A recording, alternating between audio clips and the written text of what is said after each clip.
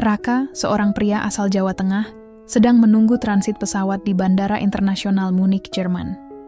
Saat menyesap kopi sambil menatap lalu lalang penumpang, matanya terpaku pada seorang gadis bule yang duduk di pojokan dengan mata sembab dan raut wajah penuh tekanan. Ada sesuatu yang membuatnya tak bisa berpaling. Rasa penasaran bercampur dengan empati membuat Raka akhirnya memberanikan diri menghampiri gadis itu, yang belakangan ia ketahui bernama Elina. Percakapan canggung berubah jadi obrolan hangat. Namun, di balik senyuman Elina yang mulai muncul perlahan, tersimpan kenyataan mengejutkan. Elina adalah teman masa kecil Raka yang menghilang bertahun-tahun lalu setelah pindah ke luar negeri. Sejak itu, mereka terpisah tanpa jejak. Sampai hari ini. Pertemuan itu bukan kebetulan. Elina telah mencari Raka selama bertahun-tahun. Dalam pelukannya yang tiba-tiba, Raka menemukan kembali bagian dari dirinya yang hilang, dan petualangan emosional pun dimulai. Bandara selalu punya aroma yang aneh. Campuran dari parfum mahal, kopi hangat, rasa rindu, dan kecemasan yang menggantung di udara.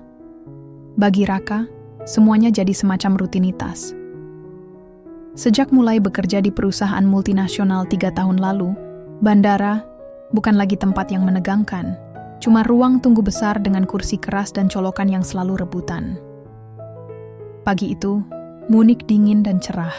Jendela besar di ruang tunggu membiaskan cahaya matahari yang menyilaukan lantai mengilap. Transit 9 jam menunggu penerbangan ke Jakarta bukan hal yang menyenangkan, tapi Raka sudah terbiasa. Ia duduk di dekat jendela, headphone menggantung di leher, dan secangkir cappuccino di tangan. Sambil menatap layar ponsel yang tak kunjung menarik, matanya malah terseret ke pojok ruangan. Seorang perempuan duduk sendiri di bangku logam panjang, tubuh sedikit membungkuk. Matanya menatap lantai, dan tas ransel lusuh di sampingnya terlihat seperti sudah menempuh perjalanan jauh. Wajahnya merah dan sembab. Jelas dia habis menangis. Raka tidak tahu kenapa, tapi dia tidak bisa berhenti melihat gadis itu. Bule.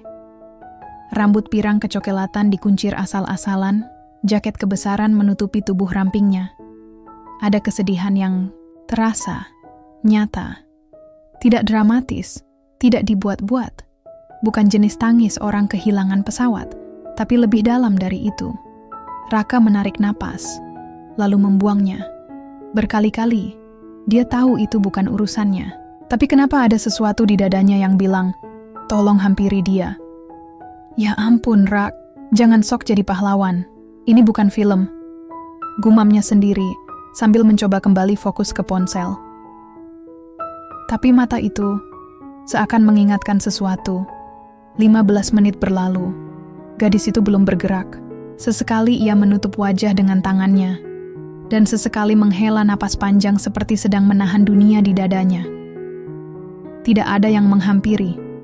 Tidak ada yang peduli. Raka berdiri, ragu, lalu duduk lagi, lalu berdiri lagi. Sial, gumamnya.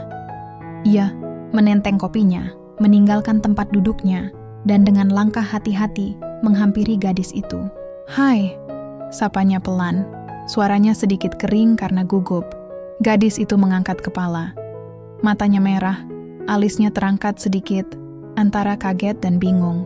Are you okay? Dia tidak langsung menjawab. Pandangannya tajam, defensif. Raka bisa lihat bahunya menegang. Tentu saja, ada pria asing tiba-tiba menghampiri saat dia sedang rapuh. Saya nggak bermaksud ganggu. Raka buru-buru menambahkan, kali ini pakai bahasa Indonesia. Otomatis. Refleks. Cuma, ya kamu kelihatan nggak baik-baik aja. Gadis itu mengernyit. Kamu orang Indonesia? Raka mengangguk sedikit bingung. Dan entah kenapa, mata gadis itu langsung berkaca-kaca lagi. Aku cuma capek, jawabnya akhirnya. Dalam bahasa Inggris dengan logat yang ringan. Ya, aku juga, jawab Raka, mencoba tersenyum. Transit lama ya? Dia tidak menjawab. Tapi senyumnya muncul. Tipis, pelan, seperti baru belajar tersenyum lagi. Aku Raka, ucapnya. menawarkan tangan. Gadis itu menatap tangan Raka cukup lama, sebelum akhirnya menyambut. Elina. Nama itu seperti gema yang menggantung di benaknya. Tapi Raka belum menyadarinya. Nice to meet you, Elina. Dia mengangguk pelan. Kamu orang Jawa? Raka tertawa pendek. Yup, lahir dan besar di Jawa Tengah. Kenapa? Elina menatapnya. Lama. Gak apa-apa, cuman familiar. Lagi-lagi, Raka merasa ada yang aneh. Tapi ia tidak mau terlalu memikirkan. Kalau kamu butuh teman ngobrol, aku di situ tadi. Bawa 2 cappuccino, kata Raka, setengah bercanda. Yang satu buat aku. Yang satu, awalnya buat colokan kosong. Elina tertawa. Pertama kalinya. Bukan tawa lepas, tapi cukup untuk melunakkan kesan sedih di wajahnya. Thanks, Raka. Mungkin aku bakal datang ke tempat kamu nanti. Siap. Aku juga bukan siapa-siapa. Tapi kadang, ngobrol sama orang asing itu bikin lebih lega. Elina mengangguk. Kali ini dengan mata sedikit lebih tenang. Raka melangkah mundur, kembali ke tempat duduknya, sambil menahan napas. Jantungnya masih berdetak. Cepat! Tapi ada perasaan aneh. Seperti baru membuka pintu ke arah yang tak disangka.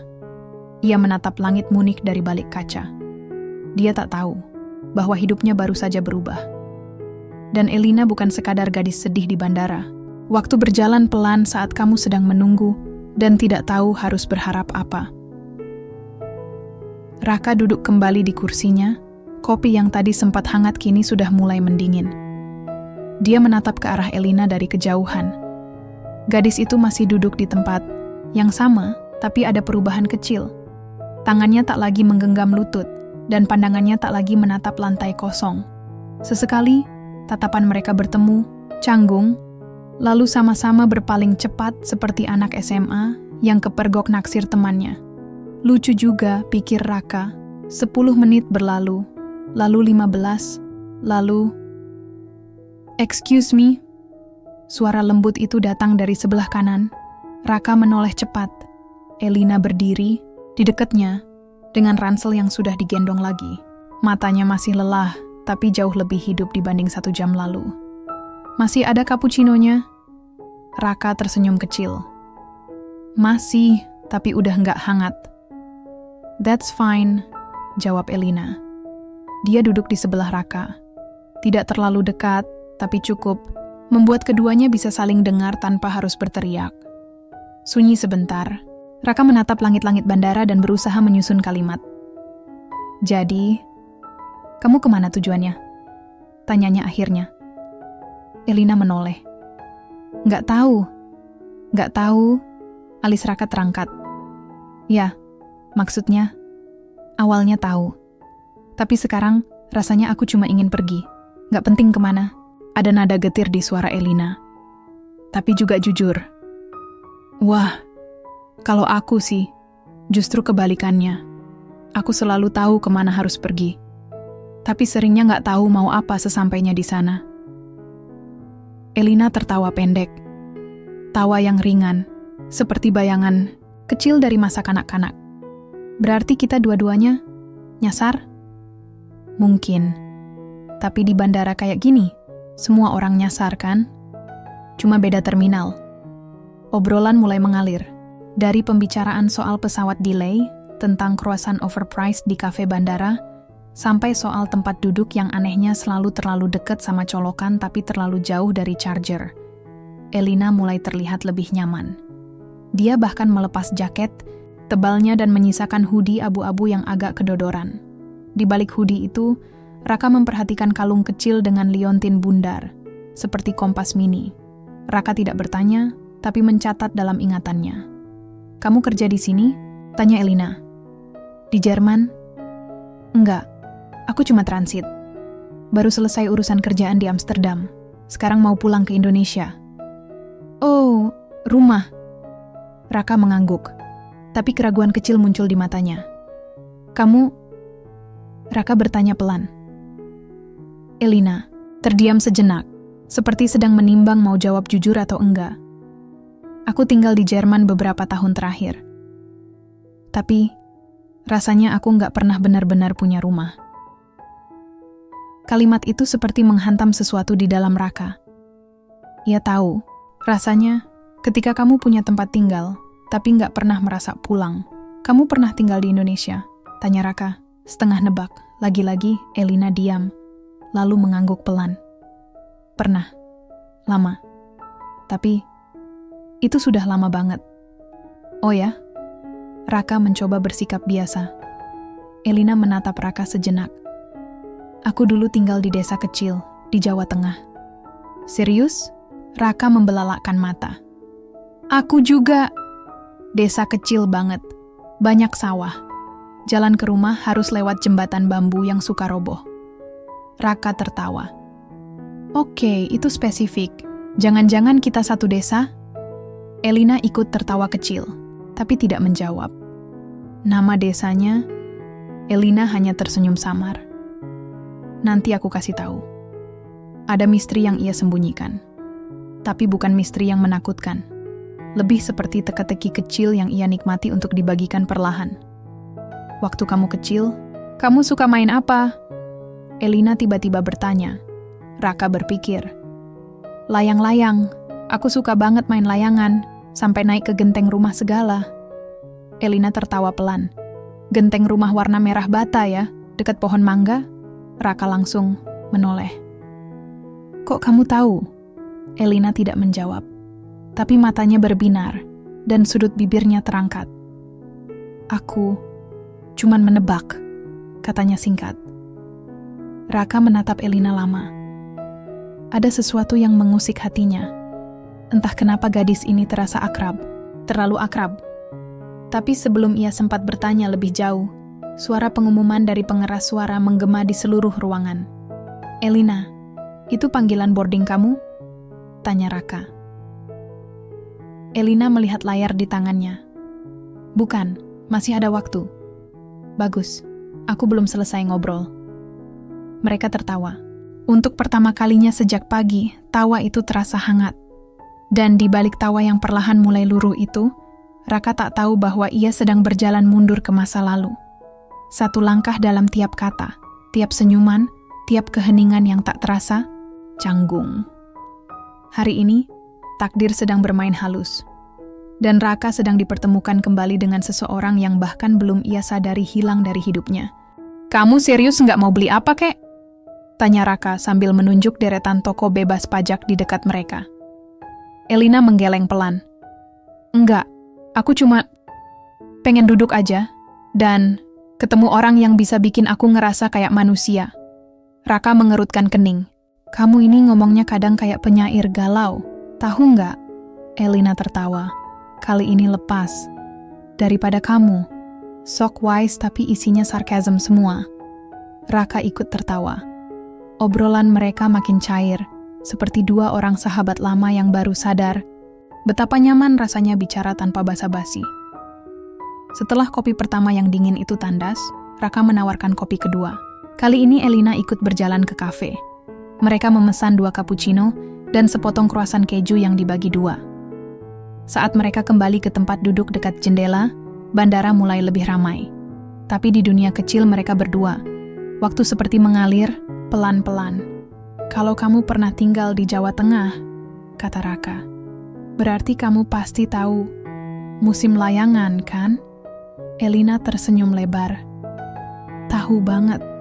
Berarti kamu pernah pasang benang gelasan juga? Tanya Raka antusias. Elina mengangguk. Pernah, tapi cuma bantuin teman waktu itu. Aku lebih suka nonton, dari atas. Raka menoleh. Maksudnya? Elina menatap keluar jendela. Dari genteng.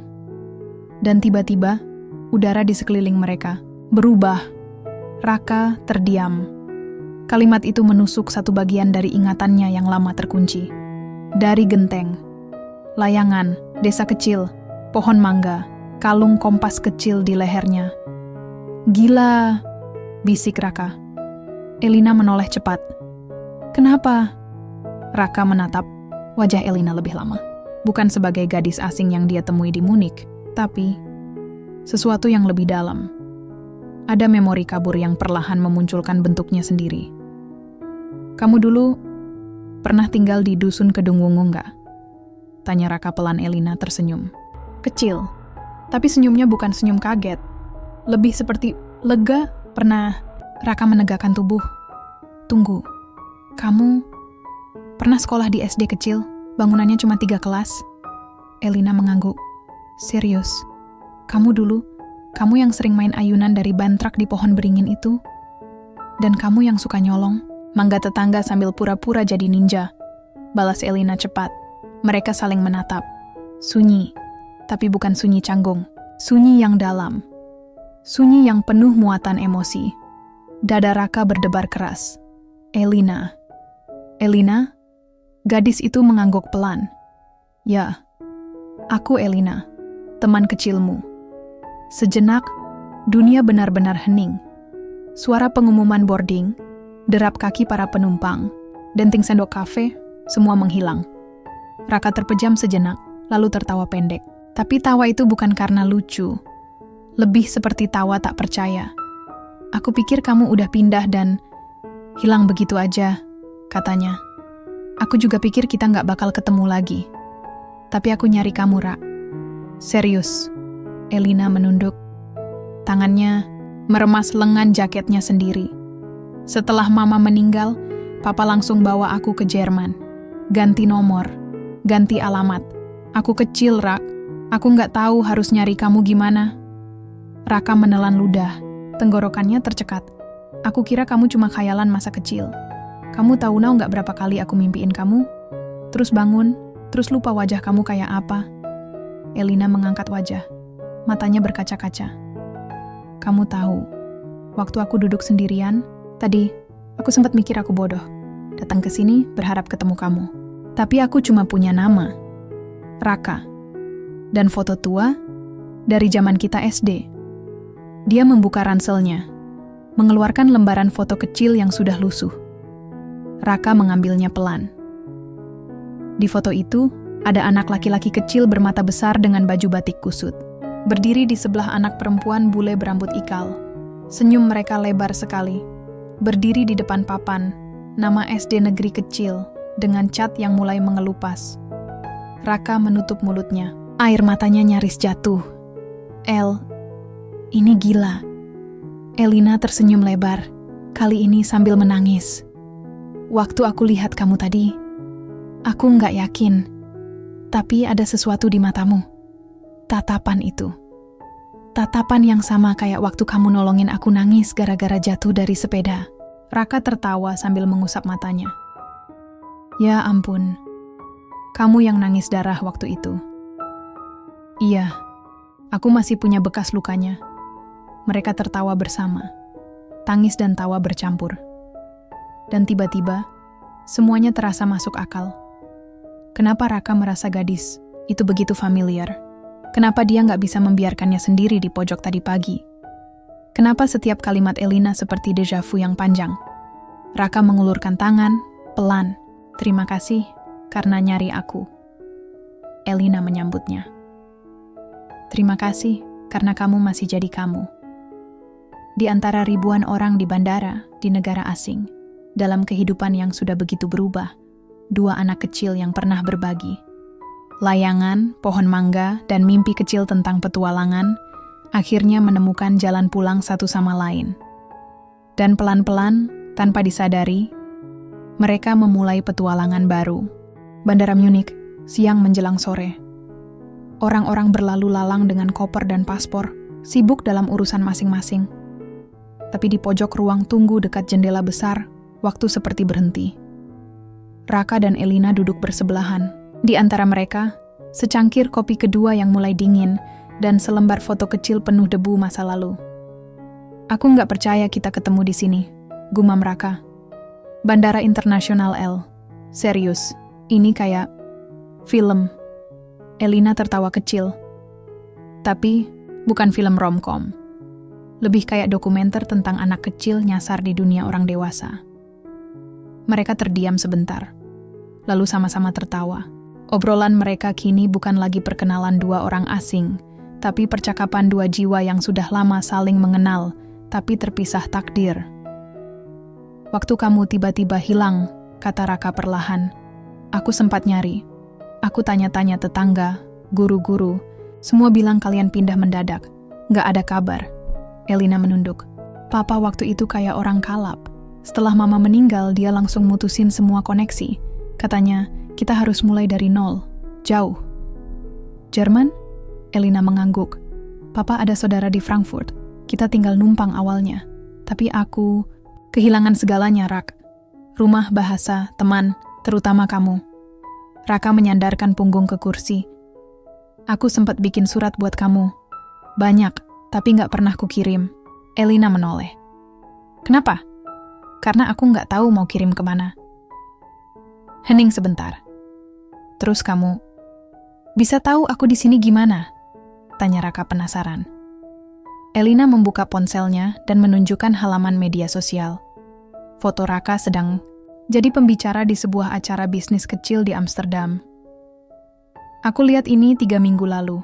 Nama kamu khas banget, Raka Prasetya. Gak banyak yang punya nama itu dengan wajah yang familiar. Raka membelalak. Kamu nyusul ke Amsterdam? Udah, telat waktu itu. Acaramu udah selesai. Tapi aku tahu kamu bakal lewat Munich buat transit. Aku nekat ke sini. Raka menggeleng, takjub. Kamu gila, tapi gila yang keren. Elina tersenyum, sedikit malu. Aku cuman pengen tahu kamu masih hidup, masih jadi kamu. Aku pikir, kalaupun kita nggak bisa jadi teman lagi, setidaknya aku pernah nyoba. Raka terdiam. Dadanya sesak oleh sesuatu yang tak bisa dijelaskan. Bukan cinta, belum. Tapi ada sesuatu yang jauh lebih dalam dari itu. Sesuatu yang tumbuh dari kenangan, rasa kehilangan, dan keajaiban bertemu kembali. Aku ingat kamu suka main boneka kertas, kata Raka tiba-tiba. Elina tertawa. Masih. Tapi sekarang bentuknya digital. Jadi desainer grafis sekarang. Serius? Jadi kita sama-sama masuk dunia kreatif. Kamu masih suka gambar-gambar aneh di belakang buku? Tanya Elina. Raka nyengir. Sekarang gambarnya di iPad. Tapi tetap aneh. Mereka tertawa lagi. Tawa yang kini lebih bebas, lebih hangat. Lalu Elina mengeluarkan sesuatu dari saku dalam jaketnya. Sebuah potongan kecil karton, pudar, setengah sobek.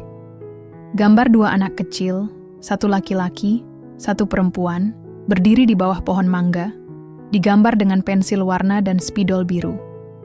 Aku simpan ini dari kamu, katanya pelan. Raka mengambilnya, matanya membesar. Kamu nyimpen ini? Elina mengangguk. Ini satu-satunya hal yang bikin aku percaya bahwa memori itu nyata, bahwa kamu nyata. Raka mengusap wajahnya. Ia tidak menyangka bahwa potongan kecil masa lalu yang ia lupakan bisa bertahan begitu lama di tangan seseorang yang dulu pernah ia anggap sebagai bagian dari dirinya. Dan sekarang, kata Elina sambil menatap lurus ke mata Raka, aku cuma pengen tahu, setelah semua ini, apa kamu masih ingat rasanya punya teman sejati? Raka tak langsung menjawab. Tapi dari sorot matanya, Elina tahu jawaban itu ada. Aku nggak cuma ingat, El. Aku udah nemu lagi rasa itu. Hari ini, di sini, sama kamu. Mereka saling tatap. Tak perlu pelukan, tak perlu kata-kata berlebihan. Hanya keheningan yang cukup panjang untuk menggantikan waktu bertahun-tahun yang hilang. Lalu suara pengumuman boarding menggema. Raka menoleh ke layar. Itu penerbanganku, Jakarta. Elina menggigit bibirnya. Aku nggak tahu kamu bakal secepat ini pergi. Dan aku nggak tahu kamu bakal muncul hari ini, balas Raka. 2 dunia yang bersinggungan dalam waktu singkat, seperti 2 lintasan, komet yang sempat bertemu di tengah langit, lalu harus berpisah lagi. Tapi kini, mereka bukan lagi asing. Mereka punya satu sama lain, dan kenangan yang kembali tumbuh seperti akar pohon lama yang masih hidup. Jadi, tanya Elina, menahan senyum, mencoba menyembunyikan ketegangan. Raka berdiri, menatapnya. Aku bisa ketinggalan pesawat. Elina terkekeh. Jangan drama. Boardingnya masih 20 menit. Raka menyambar koper kecilnya. Tapi sebelum benar-benar pergi, ia menoleh lagi. El, aku gak mau ini cuma jadi pertemuan singkat. Kita perlu waktu. Banyak cerita yang harus kita tukar. Elina berdiri juga. Aku tahu. Dan aku gak kemana-mana. Aku di sini. Untuk pertama kalinya dalam hidupku, aku tahu aku ada di tempat yang benar. Dan saat mereka berpisah untuk sementara, bukan untuk menghilang, tapi untuk memikirkan langkah selanjutnya, langit Munich di luar jendela terlihat lebih cerah. Musim semi mungkin masih sebulan lagi, tapi bagi dua orang ini, bunga masa lalu sudah mulai bermekaran kembali. Jakarta menyambut Raka dengan langit abu-abu dan aroma debu yang khas. Begitu turun dari pesawat, ia merasa seolah kembali ke kenyataan yang keras. Macet, notifikasi email menumpuk, dan tekanan dari proyek-proyek yang belum selesai. Tapi, di balik semua itu, pikirannya terus kembali ke Munich. Ke Elina, ketawa kecilnya. Cara dia melipat ujung kroasan sebelum menggigitnya. Suaranya yang sedikit serak waktu cerita tentang ibunya. Tatapan matanya yang seolah ingin bilang banyak hal, tapi masih disimpan sendiri. Raka duduk di dalam taksi, menatap keluar jendela. Tangannya menggenggam ponsel. Percakapan mereka terakhir kali hanya sampai di, aku gak kemana-mana. Dan aku mau ini gak cuma jadi pertemuan singkat, tapi sejak itu, belum ada kabar lagi, 3 hari. Hening Raka mencoba tak terlihat, cemas, tapi hatinya mulai gelisah. Pesan yang dia kirim hanya dibaca, tak dibalas. Panggilan video yang ia tawarkan hanya dibalas dengan, nanti ya, aku lagi banyak urusan. Dan makin lama, ia sadar. Sesuatu tidak beres. Sementara itu, di sebuah apartemen kecil di distrik Max Vorstadt, Munich, Elina duduk sendirian, memandangi layar laptop yang terbuka di hadapannya. Ada file dokumen penuh data, grafik, dan angka-angka. Tapi fokusnya tak pernah benar-benar ada di sana. Kepalanya berat. Bukan karena kerjaan, tapi karena beban yang selama ini ia simpan sendiri. Ia pernah bermimpi bahwa ketika bertemu Raka, semuanya akan terasa utuh. Bahwa masa lalu mereka yang terputus bisa disambung begitu saja. Tapi kenyataan tak seindah imajinasi. Ada hal yang belum ia katakan, sesuatu yang bisa mengubah segalanya. Sesuatu tentang alasan sebenarnya kenapa ia mencari Raka. Bukan hanya karena rindu, bukan hanya karena ingin bernostalgia, tapi karena ia menyimpan sebuah janji. Janji yang ia buat kepada seseorang, ibunya, saat napas terakhirnya, flashback. Sekitar 8 tahun lalu, seorang perempuan tua berbaring di ranjang rumah sakit di Berlin. Nafasnya sudah berat, tapi tangannya menggenggam tangan Elina erat sekali. El, kamu harus janji. Kalau suatu saat kamu cukup kuat, cari dia. Anak itu, yang dulu pernah jaga kamu waktu kecil. Elina menatapnya dengan air mata berlinang. Raka? Ibunya mengangguk pelan. Iya. Kamu tahu, aku sering lihat kamu nulis nama dia di buku gambar. Kamu selalu ingat dia, bahkan setelah pindah. Elina hanya diam. Kamu selalu bilang dia bikin kamu merasa di rumah. Jadi, kalau kamu kehilangan arah, cari dia. Dan kalau kamu ketemu, jangan bohongi dia. Elina, janji ya. Elina mengangguk, setengah paham, setengah bingung. Tapi, janji adalah janji. Dan kini, 8 tahun kemudian, ia berhasil menepatinya. Ia menemukan Raka. Masalahnya, ia belum menepati bagian kedua dari janji itu. Jangan bohongi dia. Karena ternyata, dalam perjalanannya mencari Raka, Elina menyimpan satu hal besar. Sesuatu yang tak pernah Raka tahu. Elina tahu keberadaan Raka jauh sebelum melihatnya di media sosial. Bahkan, dia pernah datang ke Indonesia, diam-diam, tanpa bertemu. Dia tahu Raka punya karir yang sedang naik. Dia tahu Raka pernah tunangan dan batal. Dia tahu lebih dari yang Raka sangka. Dan di titik ini, Elina merasa terperangkap. antara kejujuran dan ketakutan, antara keinginan untuk kembali dekat dan rasa takut kehilangan kepercayaan Raka sebelum semuanya benar-benar dimulai. Di Jakarta, Raka mulai merasakan ada yang mengganjal. Ia berjalan ke balkon apartemennya, menatap langit malam yang mendung. Ia ingin percaya bahwa Elina hanya butuh waktu. Tapi di dalam hatinya, ia mulai bertanya-tanya. Apakah aku hanya bagian kecil dari rencana yang lebih besar? Apakah pertemuan kami hanya kebetulan? Atau sebenarnya ada sesuatu yang dia sembunyikan? Keraguan itu makin besar ketika ia menemukan satu hal, tanpa sengaja, ketika sedang mencari nama Elina di Google. Sebuah artikel tua dari media Jerman tentang pameran seni visual bertajuk Mencari Jejak Raka, dan disitulah namanya tertulis.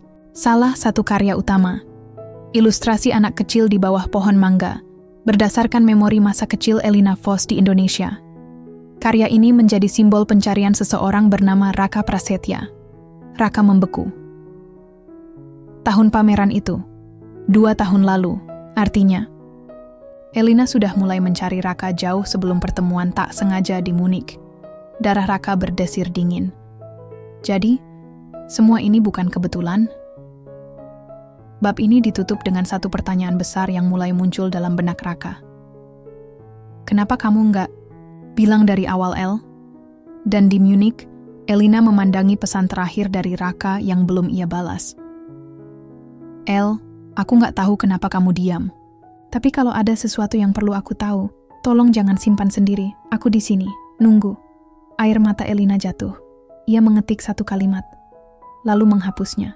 Mengetik lagi, menghapus lagi. Dan akhirnya, ia mematikan layar ponselnya. Langkah mereka sudah bersinggungan. Tapi sekarang, arah mereka mulai berbeda. Dan badai itu baru akan datang. Sore yang dingin di Munich, tapi dada Raka terasa lebih dingin dari suhu luar. Ia berdiri di luar kafe kecil di dekat pusat kota, tangannya di saku jaket, napasnya membentuk uap tipis. Elina sudah duduk di dalam, menunggu. Dan mungkin, akhirnya siap. Raka masuk. Matanya langsung menangkap sosok yang ia kenal, baik sekarang. Rambut pirang kusut yang dikuncir seadanya, sweater abu-abu yang sedikit kebesaran, dan wajah yang tak bisa menyembunyikan cemas. Hei, sapa Raka pelan, menarik kursi di depannya. Elina mencoba tersenyum. Gagal. Terima kasih sudah datang, katanya lirih. Aku harus tahu, jawab Raka cepat. Dan aku rasa kamu tahu itu. Sunyi beberapa detik. Hanya suara mesin espresso dan obrolan pelan pengunjung lain sebagai latar. Aku bohong. Elina mulai bicara, menunduk. Bukan soal aku senang ketemu kamu. Itu nyata, Rak. Tapi soal bagaimana aku nemu kamu. Raka diam, membiarkan. Elina menarik napas panjang. Sebenarnya aku udah tahu keberadaanmu sejak 2 tahun lalu. Dari pameran itu. Aku bahkan sempat ke Jogja, ke rumah lamamu. Raka terperanjat. Jogja? Elina mengangguk pelan. Aku berdiri di depan rumahmu, Rak. Tapi aku gak berani ketok pintu. Gak tahu harus bilang apa. Waktu itu aku takut. Kamu gak akan ingat aku. Kenapa kamu gak bilang dari awal? Tanya Raka. Nada suaranya retak antara kecewa dan bingung. Aku malu. Takut kamu pikir aku obsesif. Atau lebay. Atau kayak orang yang tiba-tiba muncul dari masa lalu dan pengen ikut hidupmu lagi. Tapi kamu memang tiba-tiba muncul dan ikut. Masuk hidupku, El. Kalimat itu lebih pedih daripada yang Raka maksudkan. Elina menggigit bibirnya. Matanya mulai berkaca-kaca. Aku nyari kamu bukan karena aku kesepian, tapi karena kamu satu-satunya yang bisa bikin aku ngerasa utuh lagi. Raka menunduk. Ia menggenggam cangkir kopi, yang kini lebih sebagai alasan untuk menenangkan tangan yang gemetar. Aku gak marah kamu nyari aku, El. Tapi aku kecewa. Kamu nyembunyiin. Semua itu, kita bisa mulai dari awal, jujur. Tapi sekarang, semua ini kerasa kayak skrip yang kamu tulis diam-diam. Elina menarik napas tajam. Aku gak niat manipulasi kamu, Rak. Raka menatapnya lurus. Tapi rasanya tetap kayak gitu. Sunyi lagi, kali ini lebih lama. Keduanya larut dalam pikiran masing-masing. Seakan waktu melambat untuk memberi mereka ruang memikirkan, apakah semua ini bisa diselamatkan? Aku harus jujur satu hal lagi, kata Elina akhirnya. Raka menahan napas. Apalagi? Elina menatap ke jendela, lalu kembali ke mata Raka. Aku datang ke Munich bukan hanya nyari kamu, tapi karena aku nggak tahu harus kemana lagi. Hidupku berantakan, Rak. Aku kehilangan pekerjaan tetap karena galeri tutup. Aku nggak punya banyak teman. Dan waktu aku tahu kamu bakal lewat sini, aku rasa ini kesempatan terakhirku buat merasa terhubung sama siapapun. Raka mendengar semuanya, tanpa menyela, tapi dadanya berat. El, aku bukan tambalan buat hidupmu. Aku tahu, jawab Elina cepat. Aku nggak pernah minta kamu jadi penyelamatku. Aku cuman pengen kamu tahu siapa aku sebenarnya. Supaya kalau kamu milih ninggalin, itu karena kamu udah tahu semuanya. Raka bersandar, menatap langit-langit kafe. Jantungnya berdetak lebih kencang dari biasanya. Ia bingung. Antara ingin marah, ingin peluk Elina, atau hanya ingin lari sejauh mungkin. Tapi akhirnya ia berkata, pelan, aku nggak pergi, El, tapi aku butuh waktu. Mata Elina penuh harap, tapi juga pasrah. Aku ngerti, Raka berdiri. Aku senang kita ketemu lagi, tapi kalau kita mau lanjut, semuanya harus jujur, nggak ada setengah-setengah. Elina mengangguk, perlahan. Oke. Sebelum pergi, Raka menatapnya sekali lagi. Jangan simpan apa-apa lagi. Aku lebih pilih terluka karena kebenaran, daripada nyaman dalam kebohongan. Dan dengan itu, ia melangkah keluar. Elina menatap pintu yang tertutup pelan di belakang Raka. Tangannya gemetar, tapi senyumnya tipis. Untuk pertama kalinya, dia tidak bersembunyi lagi. Langit Munich berubah kelabu. Angin mulai berembus lebih dingin. Hubungan mereka belum hancur. Tapi jelas, retakannya sudah terasa. Dan tinggal menunggu waktu. Apakah mereka akan memperbaikinya atau membiarkan semuanya runtuh? 4 hari. Itu waktu yang dibutuhkan Raka untuk tidak menghubungi Elina. 4 hari yang terasa seperti 4 musim dilewati tanpa pelindung. Ia membaca ulang pesan-pesan mereka. Bahkan rekaman suara singkat saat Elina ketawa karena dia nggak bisa nyebut kata Brezen dengan logat Bavaria yang benar. Tapi semua itu terasa jauh. Waktu mereka pertama ketemu lagi di Munich, Raka pikir ini takdir. Tapi sekarang, ia mulai bertanya-tanya. Apa ini cuma reuni rasa yang seharusnya disimpan dalam kotak kenangan? Sementara itu, Elina berjalan menyusuri, jalan-jalan berbatu Altstadt dengan tangan dalam jaket, telinga disumbat earphone, tapi tidak benar-benar mendengarkan musik. Ia sedang menuju tempat yang tak ia harapkan, tapi tahu harus ia datangi. Sebuah taman kecil dengan bangku-bangku kayu, dan pepohonan rontok di musim semi yang lambat datang. Di sanalah ia dan Raka pertama kali duduk lama, waktu baru bertemu kembali. Hari itu Raka akhirnya mengirim satu pesan, temui aku di taman itu, sore ini. Dan sekarang, dia ada di sana. Raka duduk lebih dulu. Ia tampak tenang, tapi matanya memperlihatkan sisa-sisa perang batin. Elina mendekat pelan. Mereka duduk berdampingan, tapi ada jarak satu dunia di antara mereka. Aku pikir kamu gak bakal datang, ucap Raka, masih menatap ke depan. Aku pikir kamu gak bakal mau ketemu lagi, jawab Elina. Sunyi, hanya suara daun kering yang tergeser angin, dan sesekali tawa anak kecil dari kejauhan. Aku mikir, banyak selama ini, ujar Raka akhirnya. Tentang kita, tentang semuanya. Elina mengangguk, sabar menunggu, dan aku sadar. Mungkin kita bukan sedang menyambung cerita lama, tapi bikin cerita baru. Masalahnya, awalnya kamu mulai dari halaman yang gak aku tahu. Elina menarik napas panjang. Aku tahu aku salah, Rak. Aku gak nyari pembenaran. Tapi kalau kamu mau pergi setelah ini, Aku nggak akan tahanin kamu lagi. Raka menoleh, menatapnya. Kamu nggak akan tahanin? Elina mengangguk. Cinta bukan tentang menahan orang yang pengen pergi, kan? Kalau kamu nggak bisa percaya aku lagi, aku nggak bisa paksa kamu. Dan saat itu, air mata mengalir tanpa suara dari sudut mata Elina. Aku capek pura-pura kuat, tambahnya pelan. Aku ke Jerman nyari kamu, iya. Tapi aku juga nyari diri aku sendiri yang hilang. Kamu satu-satunya bagian dari masa kecilku yang gak bikin aku ngerasa sendirian. Raka ingin marah. Tapi bagaimana caranya marah pada seseorang yang sudah luka sebelum datang? Ia menutup matanya sejenak. Waktu kamu peluk aku di bandara itu, aku ngerasa kayak dunia nge-pause sebentar. Tapi sekarang aku sadar, mungkin itu cuma jeda.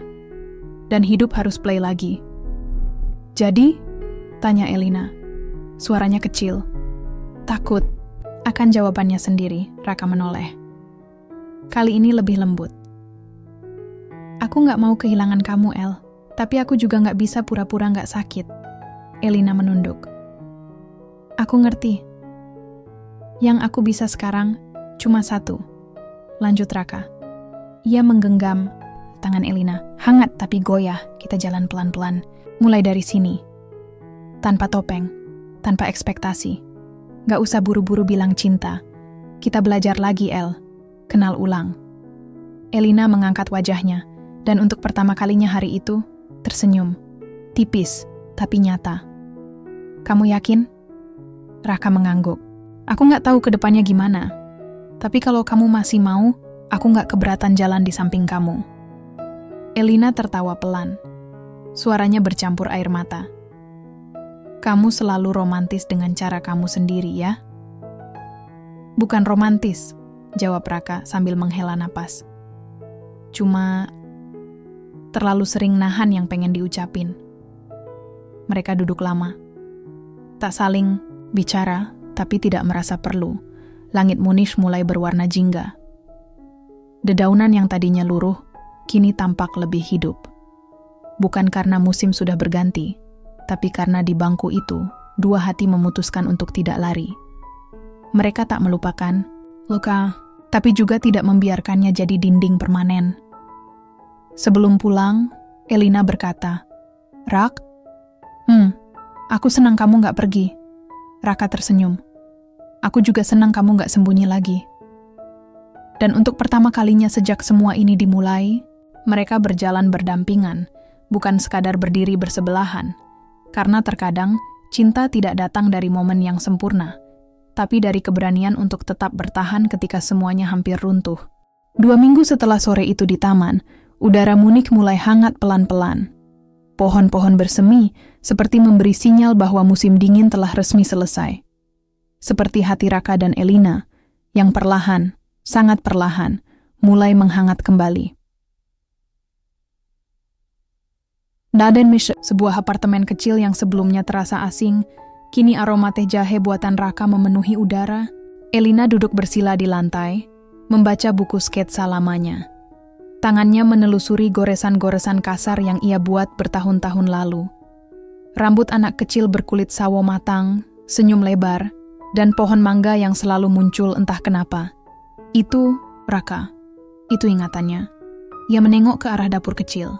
Raka sedang sibuk meracik sesuatu, wajahnya serius tapi damai. Dan Elina sadar, pertemuan mereka bukan tentang menyambung yang terputus, tapi tentang menemukan versi baru dari diri mereka yang dulu. Rak, panggil Elina, pelan. Raka menoleh. Ya, kalau kamu disuruh milih, balik ke masa lalu atau mulai dari sekarang, kamu pilih yang mana? Raka tertawa kecil. Sekarang. Kenapa? Karena masa lalu punya kita yang lain. Sekarang punya kita yang udah luka, tapi tahu cara sembuh. Elina tersenyum. Jawaban itu seperti pelukan hangat tanpa sentuhan. Hari itu mereka berjalan menyusuri Sungai Isar. Pegangan tangan mereka belum kembali otomatis seperti pasangan yang sudah lama, tapi juga tidak lagi kaku. Ada kehangatan yang tak meledak-ledak, tapi menenangkan. Seperti selimut tipis di malam yang sejuk, Raka berhenti di jembatan kecil, menatap air yang mengalir pelan. "Kamu tahu?" katanya. "Aku pernah ngebayangin hidupku simpel. Pulang kerja, makan nasi goreng kaki 5, tidur, bangun lagi." Elina tertawa. "Dan sekarang aku sadar, bahkan hidup simpel butuh orang yang bisa bikin semuanya berasa berarti." Elina menatapnya. "Aku bukan orang yang sempurna, Rak. Masih banyak hal yang harus aku beresin." "Aku juga," balas Raka. "Tapi mungkin kita bisa saling nunggu. Nggak buru-buru, tapi nggak ninggalin." Beberapa hari kemudian, mereka duduk di Pandara Munich. Tempat yang dulu jadi awal cerita, kini jadi penutup bab pertama. Tapi bukan untuk perpisahan. Raka akan terbang kembali ke Jakarta untuk urusan kerja. Dan Elina akhirnya memutuskan untuk menyusul 1 bulan lagi. "Aku mau kelarin beberapa hal." "Oh, di sini dulu," katanya. "Tapi setelah itu aku pengen lihat dunia kamu.